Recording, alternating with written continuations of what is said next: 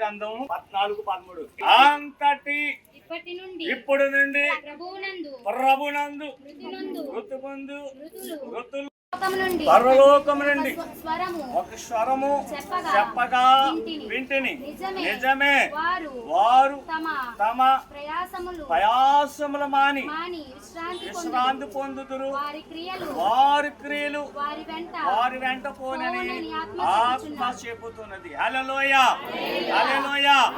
ఈ లోకంలో మనకి చాలా మంది అనుకుంటారు ఇంకా ఉండాలి తల్లి చెప్తుంది కదా సాక్ష్యం, మా అమ్మని మా నాన్నని బాగా చూసుకున్నాను కానీ నా పిల్లలు ఎలా చూస్తారో అంటుంది. కానీ బైబిల్ ఏం చెప్తుందంటే మనుషుడు ఏది విత్తుతాడో ఖచ్చితంగా పంట కోస్తాడు. హల్లెలూయా. ఏది విత్తాలి? మనం మంచిగా విత్తాలి. ఇప్పుడు తల్లి గారు ప్రయాసం మానింది, విశ్రాంతిలో ఉంది. ఆమె కోసం మనం బాధపడవసరం లేదు, చింతించే అవసరమే లేదు. కానీ భూమి మీద బతుకున్నంత కాలము నలుగురిని సంపాదించుకోవాలి, ఏ మానవుడైనా ఏ మనిషి అయినా. ఎందుకు అంటే మనిషి చనిపోయినప్పుడు మంచి హృదయంతో మోసేవారు నలుగురు ఉండాలి. ఆమె చనిపోయిన తర్వాత ఆమె కోసం మాట్లాడుకునేవారు నలుగురు కావాలి. హల్లెలూయా. చేతుల పైకి ఎత్తాలి. మనము ఎవరమంటే ఆ పరిశుద్ధమైన సన్నిధిలో నివసించే వారు ఉద్యోగంగా ఉన్నారు. నన్ను అందరూ అంటారు, తిట్టే పాస్టర్ గారు నాకు పేరు పెడతారు. ఉన్నది ఉన్నట్లు ఈ రోజు చెప్పి నేను వెళ్తాను. మొదటగా ప్రయాసమానిన తల్లి గారు విశ్రాంతులకి వెళ్ళింది. అయితే అంటుంది వారి క్రియలు వాళ్ళ వెంట పోతాయని. నిజమే చెప్తున్నాం. మనిషి ఎప్పుడు కూడా 3 మాటలు: మరణించినప్పుడు ఆదరణ కూడిక రావాలి, చనిపోయిన సంవత్సరానికి జ్ఞాపకత కూడిక ఖచ్చితంగా వెళ్ళాలి. ఎవరైనప్పటికీ క్రైస్తవులు ఎందుకు చాలా మంది రారు, ఎందుకు చెప్పండి? కానీ ఎందుకు వెళ్ళాలని వాక్యం చెప్తుందో చూడండి. అక్కడ ప్రయాసమా అని విశ్రాంతిలో ఉందామే, ఆమె క్రియవాయం అంటే వెళ్తాది. రెండోదిగా చూడండి, అధ్యాయము 5:15లో ఒక మాట రాయబడి ఉంది. ఎందుకు చచ్చిపోయిన గారి కుటుంబాలకి వెళ్తే ఏం తెలుస్తుంది మనకి? గ్రహింపాలో అక్కడ రాసి ఉంది. సొలొమోను వాడు ఏ ప్రకారము తల్లి గర్భములను వచ్చినో ఆ ప్రకారమే తాను వచ్చినట్లు దివగా పోయెను. తాను ప్రయాసపడి చేసిన దాంట్లో ఏదైనాను చేత పట్టుకుని పోడు. అతడు వచ్చిన ప్రకారమే మరలా పోయినా చూడాలి. చచ్చిపోయిన కుటుంబానికి వస్తే ఏం తెలుస్తుందో చెప్పనా? ఆమె ఎంత సంపాదించుకున్నా ఎంత పోగొట్టుకున్నా కూడా ఏమీయో తీసుకెళ్దాం. హల్లెలూయా. ఈ రోజున మనం ఎక్కడికి వెళ్ళకపోయినా ఎవరింటికి వెళ్ళాలి? సంతోషించే వారికింటే ఏడ్చేవారి ఇంటికి వెళ్ళాలంటుంది ప్రసంగి 7:1-2 వచనాలు చదవండి. సుగంధరమ తైలము కంటే మంచి పేరును ఒకని జన్మదినము కంటే మరణ దినమే మేలు. చూడాలి, క్రైస్తవులలో ఉన్న ఒక గొప్పతనం ఏంటంటే అక్కడ ఏమన్నాడు ప్రకటనలో? ప్రభునందు ఋతు పొందినవారు ధన్యులు. అంటే క్రైస్తవ జీవితం అనేది ధన్యతమైనది. హల్లెలూయా. ఏంటంట? ధన్యతమైనది. రెండోది కదా ఏమేమంటున్నాడు? జన్మదినము కంటే మరణ దినమే మేలు. ఇంకొక మాట చెప్తాను. ఈమె కానీ ప్రభుని నమ్ముకోకుండా, ప్రభుని తెలుసుకోకుండా, ప్రభుని ఆరాధించకుండా, బాప్తిజం పొందకుండా ఈ రోజు ఇక్కడ నిద్రించి ఉంటే ఇక్కడ మేము ఉండేవారం కాదు. ఇక్కడ వేరే వారు ఉండేవారు. ఇక్కడ ఈ కూటమి ఇంకో కూటమి అంటారు. ఆ కూటమి వాళ్ళు ఏమంటారు? 1,00,000 మంది దినం అంటారు. మనం ఏమంటాము? ఆదరణ కూడిక అంటాం. అని యేసుక్రీస్తు వారిలో నమ్మితే అసలు ఎందుకు నమ్మిందని పాస్టర్ గారు? అసలు యేసుక్రీస్తు వారిలో ఏముందంటారా? చూడండి, ఈమె తెలివైన ఆమె ఈ తల్లి గారు ఎందుకు రక్షణ పొందుతుందో తెలుసా? సొలొమోను అంటాడు 15వ అధ్యాయం సామెతలు 24వ వచనం చూడండి. 3వ మాటగా శ్రేష్టమైన మాట ఉంది. ఎందుకు ప్రభుని నమ్ముకుంది, ఎందుకు ప్రభుని ఆరాధిస్తుంది? 15:24 ఉన్న పాతాళము తప్పించుకోవాలని, బుద్ధిమంతుడు పరముకు పోవాలని జీవ మార్గమున చూడాలి. ఆమె బుద్ధి కలిగిన ఆమె, జ్ఞానము కలిగిన ఆమె. కిందేముంది? మీరు అవునన్నా కాదన్నా, మీరు వేసి నమ్ముకున్నా నమ్ముకోపోయిన 2 మాత్రం నిజం. ఏంటి?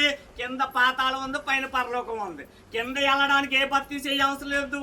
ఏ విధమైన ఎలా బతికిన వెళ్ళిపోవచ్చు కిందకి. ఎక్కడికి? పాతాళానికి.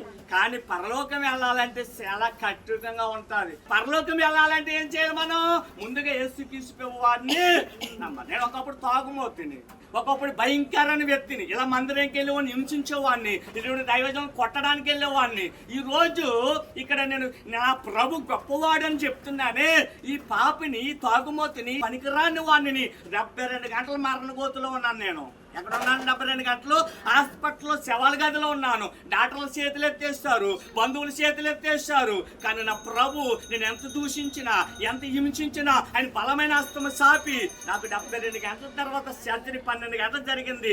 7 నెలలు అన్నము లేకుండా మంచినీళ్ళతో 7 నెలలు బతికి ఈరోజు సజీవుడిగా ఉండి 5 జిల్లాల్లో 3 రాష్ట్రాల్లో ఒక ఉన్నతమైన దేవుని సేవకుడిగా తీసుకెళ్తున్నాడు. ఎందుకో చెప్పడా, కింద ఉన్న పాతాలను తప్పించుకోవాలంటే ప్రభువును నమ్మాలి. హల్లెలూయా. నాకు తెలిసిన బాధాకరమైన విషయం ఏంటంటే ఇప్పుడు క్రైస్తవుల్లో నమ్ముకున్నారు కానీ నమ్మకంగా గట్టిగా చెప్పాలి లేరు కాదు, లేను అనాలి. హల్లెలూయా. లేను అనాలి. లేము అంటే అందరికి వర్తిస్తారు. ఇక 2 మాటలు చెప్పాను కదా. మొదటి మాట ప్రభునందు బుద్ధిమంతున వారు ధన్యతమైన జీవితం ఒకటి. రెండోదికి జన్మదినము కంటే మరణ దినము మేలైంది 2. మూడోది ఎందుకు మేలైంది? కింద ఉన్న పాతాళము తప్పించుకోవాలని ఎవరి దగ్గరకు వచ్చింది? తల్లి ప్రభు దగ్గరకు వచ్చింది. ప్రభుని ఆరాధించింది. మేము ఆదర్శ అంటాము. మా మందిరంలో ఆదమ సంఘంలోకి వస్తూ ఉంటుంది. ఆమె చెప్తుంది, మమ్మల్ని మా అమ్మకంటే మమ్మల్ని చూసింది, పెంచింది, మమ్మల్ని ఆలనా పాలన చూసి మా అమ్మమ్మే. హల్లెలూయా. అంటే ఒక క్రియ, ఒక సాక్ష్యం అంటూ ఆమెకి చెప్పగల ఒక వ్యక్తి ఉంది. ఇక్కడ నేను ఒక మాట చెప్తున్నాను. పరిశుద్ధమైన గ్రంథంలో చచ్చిపోయిన ఇంటికి ఎందుకు రావాలంట? చచ్చిపోయింది. ఇప్పుడు వాళ్ళ అమ్మగారు చాలా సంపాదించింది, పొలాలు ఉన్నాయి, అన్ని ఉన్నాయి, ఏమైనా అట్టుకెళ్ళిందా? విచిత్రం ఏంటో చెప్పనా, ఎంత సంపాదించుకున్న కనీసం 6 అడుగుల స్థలము, 6 అంగుళాల స్థలం కూడా ఎవరు ఇవ్వటం లేదు. కానీ పాత నిబంధన కాలం అంతటి అబ్రహాము, ఇస్సాకు, యాకోబులు పొలాలు కొని అలానే భూస్థాపన చేసేవారు స్వాస్యముగా. ఈ రోజున మీకు 3 మాటలు చెప్పాను కదా. మొదటి మాట చెప్పండి, మరణము. గట్టిగా చెప్పాలి, నిజమైన జీవితం. మీరు ఇందాక పాటలు పాడారు కానీ ప్రభు ఇష్టపడలేదు. కొరింథీయుల పత్రిక ఇంటికి వెళ్ళి చదువుకుంటే 11:13 స్త్రీ ముసుగు లేకుండా ప్రార్థన చేయను తగున. Official readymade. ఇప్పుడు అంత భక్తి ఏదనంటే పాస్టర్ గారి మీద సనుక్కోవడం, ములుక్కోవడం, అంత రెడీమేడ్ భక్తి. నిజమైన భక్తి ఏమి లేదు. ఇప్పుడు అంతా రెడీమేడ్. ఏ కాలం ఇది? యాసకాలం. యాసకాలంలో ఏమొచ్చింది అన్నారు దాకా?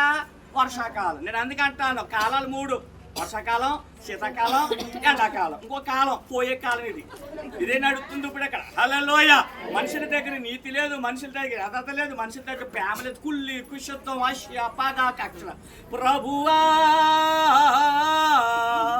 కాసిది ఇంతకాలం. చేతులున్నా కదా, బ్రహ్మలు అవసలేదు. మన పాత నిబంధన కాలంలో అపోస్తులు నోడుతో పేతురు గారు వాక్యం చెప్తూ 3000 మంది మారిపోరంట. పాట పాడమంటే రాత్రి మీరు సౌండ్ లేక. చివరి మాట నేను చెప్పినాను, ముగించేస్తాను. మీరు ఏమో యాక్టివ్గా లేరు. 3 మాటలు చెప్పాను కదా. 4వ మాటగా యేసుక్రీస్తు ఎవరు ఒక మాట చెప్పాడు. అపోస్తుడైన పౌలు రాసిన పత్రిక, మొదటి దశ రాసిన పత్రిక 4:13 ఒక మాట ఉంది. చదవండి. క్రైస్తవులకు మరొక నిరీక్షణ. సహోదరులారా, నిరీక్ష లేని ఇతరుల వలె మీరు దుఃఖపడే నిమిత్తం నిద్రిస్తున్న వారి గురించి నాకు ఇష్టము లేదు.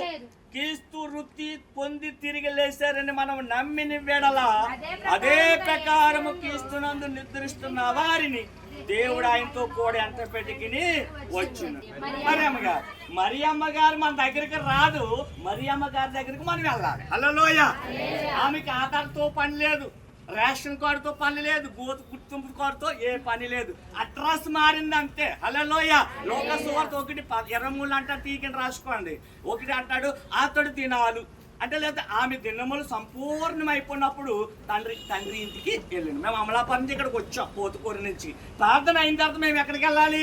మా ఊరు వెళ్ళాలి. అయ్యగారు ఎక్కడి నుంచి వచ్చేది? ఆమె గారి నుంచి వచ్చారు. మనం అక్కడికి వెళ్ళాలి. ఇక్కడ అక్కడికి వచ్చాం. మనం ఒక కొన్నాళ్ళు ఉండడానికి ఇది నాది అనకూడదు.